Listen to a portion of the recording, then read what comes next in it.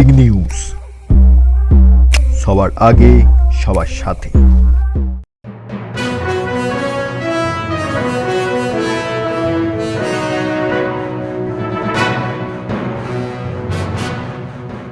নমস্কার, আপনারা দেখছেন বিগ নিউজ 24x7, সঙ্গে রয়েছে আমি মৌটুসী। আসুন দেখে নেওয়া যাক আজকের সব থেকে গুরুত্বপূর্ণ খবরগুলি। আসামি ধরতে গিয়ে আহত পুলিশ কর্মী, ঘটনাটি ঘটেছে ফারাক্কা জলপুকুরিয়া গ্রামে। স্থানীয় সূত্রের খবর, আজকে সকাল 11টা নাগাদ ফারাক্কা থানার পুলিশ ফারাক্কা জলপুকুরিয়া গ্রামে আসামি ধরতে যায়, আর সেই সময় স্থানীয় এলাকাবাসীরা পুলিশের উপরে চড়াও হয় এবং মারধরও করে। খবর পেয়ে সঙ্গে সঙ্গে ফারাক্কা থানার বিশাল টিম ঘটনাস্থলে পৌঁছায়, টহলদারি চালায় পুরো এলাকা। শিলিগুড়িতে দ্বিতীয় চুল্লির কাজ আনুষ্ঠানিকভাবে শুরু করলেন বিধায়ক তথা শিলিগুড়ি পুর নিগমের প্রশাসক মণ্ডলীর চেয়ারম্যান অশোক ভট্টাচার্য। আমার কাছে খুব ভালো লাগছে। 1989 সালে আমি যখন মিউনিসিপ্যালিটি চেয়ারম্যান হয়েছিলাম, নিজেদের টাকা দিয়ে স্থানীয় ব্যবসায়ীরা বেশ কিছু টাকা দিয়েছিল। এটা দিয়ে আমরা এই কিরণচন্দ্র শ্মশানঘাটে বৈদ্যুতিক চুল্লি আমরা স্থাপন করেছিলাম। তখন বুদ্ধদেব ভট্টাচার্য সেটা উদ্বোধন করেছিলেন। তখন আমাদের ধারণা ছিল যে ডেড বডি পাওয়া যাবে না। এখন ডেড বডি এত আসছে যে লাইন লাগাতে হচ্ছে কাউকে 5 ঘন্টা, 6 ঘন্টা, 7 ঘন্টা পর্যন্ত। তো সেই জন্যে আমাদের মানুষের দাবি ছিল যে আরেকটা বৈদ্যুতিক চুল্লি এখানে স্থাপন করা উচিত। সেই কাজটাই আমরা দায়িত্ব নিলাম এবং এটা এমপি, এটাও সরকার কোনো টাকা দেয়নি, এটা আমাদের টাকা দিয়েছে। আমাদের দুজন এমপির কাছ থেকে আমরা টাকা নিয়েছি, তারাই টাকাটা দিয়েছে। সংসদ মানে এমপি লোকাল এরিয়া ডেভেলপমেন্ট যে ফান্ড, সেখান থেকে এটা দিয়েছে। তো আমরা কাজটা শুরু করে দিয়েছি। আজকে আনুষ্ঠানিকভাবে তার একটা সূচনা অনুষ্ঠান করছি, কিচ্ছু না, একেবারে ছোট একটা অনুষ্ঠান। আমরা আশা করছি 1 বছরের মধ্যেই কাজটা শেষ হয়ে যাবে। প্রথমে সিভিল কাজ হবে, তারপর ইলেকট্রিক্যাল এখানে বসানো হবে চুল্লিটা। কত লক্ষ টাকা? শিলিগুড়িবাসীর সুবিধার্থে বিধায়ক তহবিলের উন্নয়নের টাকায় শিলিগুড়িতে দ্বিতীয় চুল্লির কাজ আনুষ্ঠানিকভাবে শুরু করলেন বিধায়ক তথা শিলিগুড়ি পুর নিগমের প্রশাসক মণ্ডলীর chairman Ashok Bhattacharya. Big opportunity to prove yourself on the dance floor.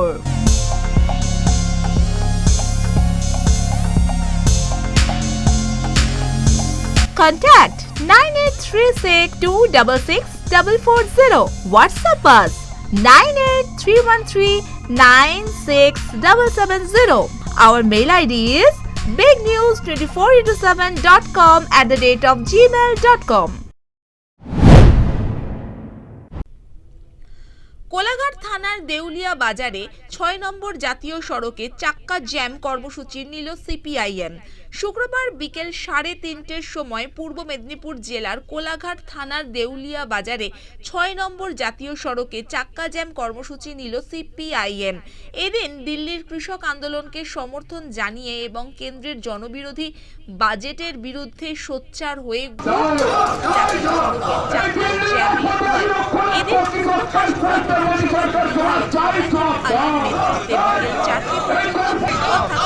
আধ ঘন্টা পথ অবরোধে সামিল হয়। পরে কোলাঘাট থানার পুলিশের হস্তক্ষেপে অবরোধ ওঠে। এই অবরোধের জেরে ব্যস্ততম জাতীয় সড়ক অবরুদ্ধ হয়ে পড়ে। ইব্রাহিম আলী, প্রিয় বন্ধুগণ, করেছেন সেই সমস্ত যাত্রী বন্ধু, ড্রাইভার, খালাসি সহ এই বাজার এলাকার ওদের ইচ্ছে ছিল না, কিন্তু 2 মাস পেরিয়ে গিয়েছে। খোলা আকাশের নিচে দিল্লিতে লাখো লাখো এই দাবি এখনো পর্যন্ত মানেননি মহামান্য সুপ্রিম কোর্ট। ইতিমধ্যে 6 মাসের স্থগিতাদেশ দিয়েছেন, কিন্তু কৃষক সংগঠন Big opportunity to prove yourself on the dance floor.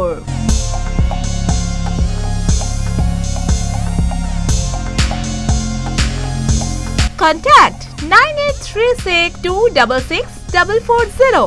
WhatsApp us 9831396770.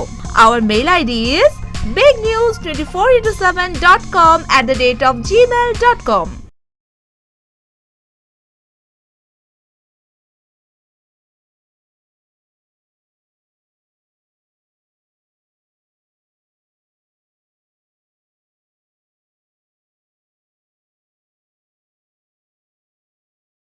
দীর্ঘদিনের আশা পূর্ণ হলো নবনির্মিত সাব পাওয়ার স্টেশনের কাজের সূচনার মাধ্যমে। 3টি অঞ্চলের কয়েক হাজার সাধারণ মানুষের দীর্ঘদিনের আশা পূর্ণ হলো নবনির্মিত সাব পাওয়ার স্টেশনের কাজের সূচনার মাধ্যমে। অতিরিক্ত বিদ্যুৎ পৌঁছে ভাবে নবনির্মিত 33/11 কেভি সাব পাওয়ার স্টেশনের কাজে কলকাতা থেকে ভার্চুয়াল ভাবে সূচনা করেন রাজ্যের বিদ্যুৎ মন্ত্রী শোভনদেব চট্টোপাধ্যায়। এদিন কলকাতা থেকে ভার্চুয়াল ভাবে রাজ্যের বিদ্যুৎ মন্ত্রী শোভনদেব চট্টোপাধ্যায় কাজের সূচনা করলেও বাঙ্গার এলাকায় আনুষ্ঠানিক উদ্বোধন অনুষ্ঠানে কয়েকশো সাধারণ মানুষের উপস্থিতি বিধায়ক Amal Acharya, manager Sukanta Mondal, divisional manager Utpal Das, Itahar station manager Chandan Thakur, Itahar থানার ওসি অভিজিৎ দত্ত, উত্তর দিনাজপুর জেলা জজ কোর্টের additional public prosecutor Mohammad Ziaur Rahman, 3 অঞ্চলের প্রধান প্রশান্ত বর্মন, লক্ষ্মী রবিদাস, নাসরিন বানু, পঞ্চায়েত সমিতির দলনেতা নাজিবুর রহমান, পঞ্চায়েত সমিতির মিন মুর্মু, বিশিষ্ট সমাজ সেবক অমিত গাঙ্গুলি, নাজমুল হোসেন সহ বিদ্যুৎ দপ্তরের বিভিন্ন আধিকারিক সহ বিশিষ্ট ব্যক্তিবর্গ ও পঞ্চায়েত সমিতির সদস্যরা। মারনাই, জয়হাট, ছয়ঘোড়া অঞ্চলের কয়েক হাজার সাধারণ মানুষ এতদিনে বিদ্যুৎ পেলেও বাঙ্গার এলাকায় 33/11 কেভি সাব পাওয়ার স্টেশন থেকে অতিরিক্ত বিদ্যুৎ পাবে বলে আগামী দিনে কৃষি সহ সাধারণ মানুষের আর কোনো অসুবিধায় পড়তে হবে না বলে জানান বিধায়ক অমল আচার্য সহ জেলা বিদ্যুৎ দপ্তরের রিজিওনাল ম্যানেজার সুকান্ত মণ্ডল। এর 6 বছর পরে পূর্ব মেদিনীপুরে অধিকারী গড়ে পা রাখলেন রাজ্য যুব তৃণমূল সভাপতি ও সাংসদ অভিষেক বন্দ্যোপাধ্যায়।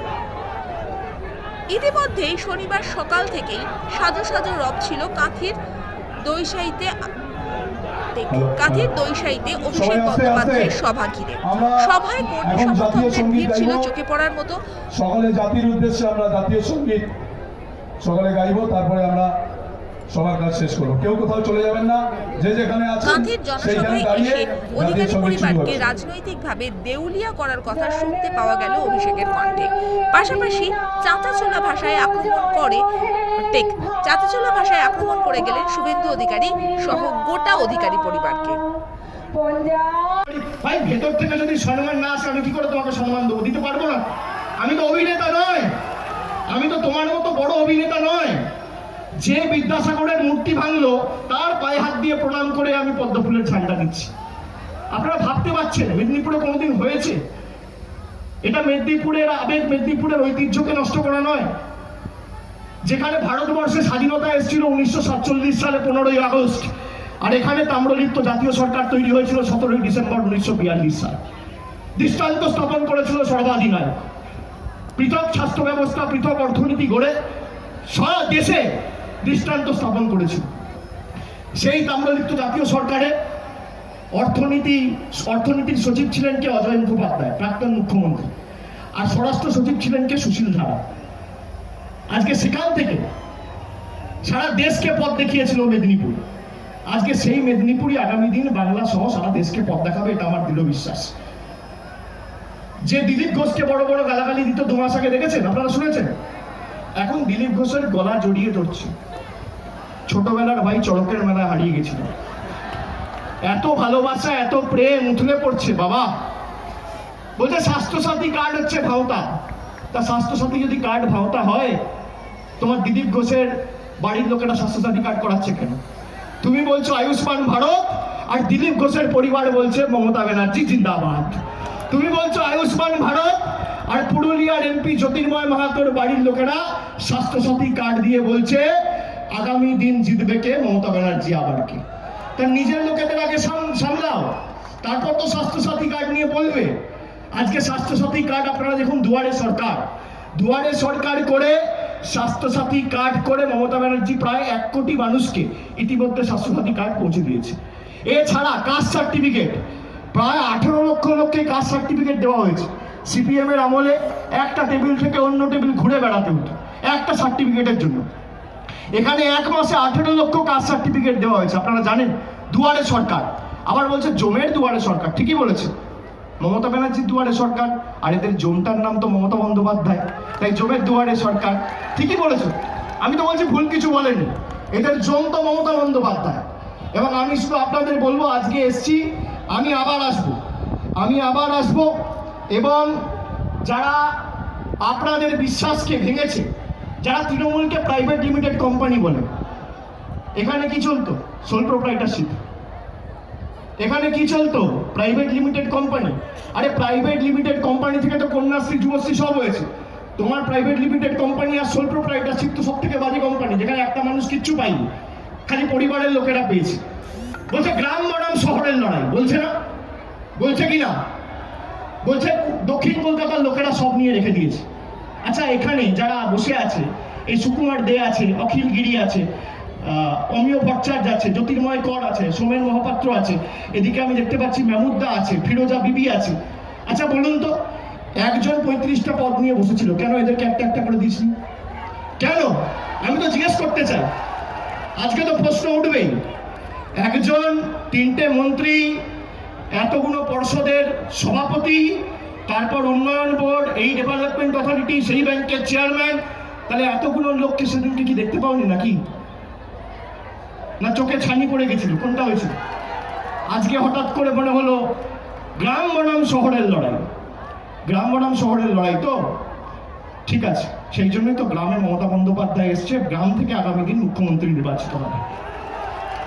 মানুষকে বোকা বানানো অত সোজা নয়। শুনুন, 3 মাস আগে এক কথা বলবো, আমি আপনাদের বলছি, এটা আমি কোথাও বলিনি, আমি খোলাখুলি আজকে আপনাদের বলছি। মেদিনীপুরে এসছি তো, কোনো রাগঢাক করবো না। গাত্রদাহ কেন জানেন? অবজারভার মডেল তুলে দেওয়া হয়েছে, শুনে রাখুন। মুর্শিদাবাদ, মালদা, উত্তর দিনাজপুর 3টে জেলার দায়িত্ব ছিল, এবং শুধু তার জন্য নয়, সার্বিকভাবে অবজারভার মডেল তুলে দেওয়া হয়েছে। যে যেখানে ছিল কোনো অবজারভার থাকবে না। কেন অবজারভার থাকবে? কেন একটা লোক বাইরে থেকে গিয়ে ছড়ি ঘোরাবে? আপনি বলুন তো। আমি পূর্ব মেদিনীপুরের অবজারভার কাউকে করে পাঠাবো কেন? জেলার নেতা জেলা চালাবে। ভুল বলছি? এবার অবজারভার মডেল তুলে দেওয়ার পর গায়ে জ্বালা। তার কারণ কি জানেন? পূর্ব মেদিনীপুরে আছে 16টা আসন, মুর্শিদাবাদে আছে 22টা আসন, মালদায় আছে 12টা আসন, আর উত্তর দিনাজপুরে আছে 9টা আসন। সব মিলিয়ে প্রায় 50-এর কাছাকাছি আসন। 30টা 35টায় তো তৃণমূল কংগ্রেস পৃথিবীর রসতলে গেলেও জিতবে, ভালো করে জানতো। এবার জানে কি, যে ফল বেরোবো, এই 35টা বিধায়ক নিয়ে আমি বিজেপিতে যোগদান দেবো, আমাকে মুখ্যমন্ত্রী করবে। তুমি একা চালাক আর আমরা বোকা। তুমি একা চালাক আর আমরা বোকা। নিজে স্বীকার করছে যে 2014 সাল থেকে আমি অমিত শাহর সাথে যোগাযোগে আছি। আমরা তো জানি, সেই জন্যই তো ভরসা করিনি। যে মায়ের সাথে বিশ্বাসঘাতকতা করে, যে নিজের মাটির লোকেদের সাথে। আজকে বলুন তো, আপনারা যারা আছেন, আপনারা যদি ভোট দিয়ে আমাদের নির্বাচিত না করেন, কে আমি অভিষেক ব্যানার্জি, কে সোমেন মহাপাত্র, কার কি ক্ষমতা আছে? গণতন্ত্রের তো গণদেবতা মানুষ। আমার কি ক্ষমতা আছে যদি মানুষ ভোট দিয়ে আমাকে এমপি না করে, এমএলএ না করে, মন্ত্রী না করে, পঞ্চায়েতে না জেতায়, জেলা পরিষদে না জেতায়? আমাদের কোনো মূল্য আছে? যে মানুষের সাথে বেইমানি করে, তাকে ছেড়ে কথা বলা উচিত, হ্যাঁ কি না? যে মায়ের সাথে বিশ্বাসঘাতকতা করে, তাকে ছেড়ে কথা বলা উচিত, হ্যাঁ কি না? আর এখন যারা বড় বড় ভাষণ দিচ্ছে, সততার প্রতিমূর্তি, সুশীল ধারা, সতীশ সামন্তর ভাবশিষ্য নিজেকে মনে করছে, আর তার বিরোধিতা করেছিল সেই শ্যামাপ্রসাদ মুখার্জির দলে গিয়ে নাম লিখিয়েছে। অতি চালাকের গলায় দড়ি বলে না। সুতরাং আমিও আপনাদের বলে দিয়ে যাব যে আগামী দিন আমাদের লড়াইটা প্রস্তুত থাকতে হবে। আমি আমার মা বোনেদেরও বলবো যে আপনারা চিন্তা করবেন না, সব ধমকে চমকে লাভ নেই। আমি আজকে এসছি, আবার আপনি 1 সপ্তাহ পর ডাকলে আমি যাব, এবং আপনাদের কথা দিয়ে গেলাম যতবার প্রয়োজন হবে এই পূর্ব মেদিনীপুর, পশ্চিম মেদিনীপুরে আমি আসবো। আপনারা নিশ্চিন্তে থাকতে পারেন। আপনারা যেখানে বলবেন আমি যাব। মাটি কামড়ে লড়াই করতে হবে, এবং শুধুমাত্র এটা তৃণমূলের সরকার প্রতিষ্ঠা করার লড়াই নয়, মেদিনীপুরের ঐতিহ্য রক্ষা করার লড়াই, মেদিনীপুরের সম্মান রক্ষা করার লড়াই। 50 বছরে, 100 বছরে যারা মেদিনীপুরকে কুলসিত করতে পারেনি, একটা লোকের জন্য সমগ্র জেলার মানুষ আজকে কুলসিত হয়েছে, কালিমালিপ্ত হয়েছে। তার বিরুদ্ধে যোগ্য জবাব আমাদের আগামী দিন দিতে হবে। তাই আমি কবির কথায় বলি, নাই ভয়, হবেই হবে জয়, খুলেই যাবে এই দ্বার।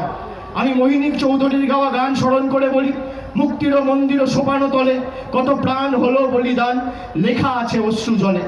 আমি বিদ্রোহী কবি কাজী নজরুলের কথায় বলি, কারার ওই লৌহ কপাট ভেঙে ফেল করলে লপাট, রক্ত জমাট শিকল পূজার পাষাণ বেদী। আর সুকান্তর কথায় বলে দিয়ে যাচ্ছি, আদিম হিংস্র মানবিকতার আমি যদি কেউ হই, স্বজন হারানো শ্মশানে তোদের চিতা আমি তুলবই। আগামী দিন মানুষ জবাব দেবে। আমি বক্তব্য দীর্ঘায়িত করব না। আপনাদের সকলকে আরেকবার ধন্যবাদ দিয়ে, রাস্তায় অনেক মানুষ রয়েছে এবং অনেক মানুষ আমাদের সভাস্থলে ঢুকতে পারেনি। আমি সকলকে আরেকবার ধন্যবাদ জানিয়ে, প্রণাম জানিয়ে, সালাম জানিয়ে, কৃতজ্ঞতা অভিনন্দন জানিয়ে আজকের সভায় আমার বক্তব্য এখানে শেষ করলাম। জয় হিন্দ, বন্দে মাতরম। তৃণমূল কংগ্রেস জিন্দাবাদ, জননেত্রী মমতা বন্দ্যোপাধ্যায় জিন্দাবাদ। জয় বাংলা।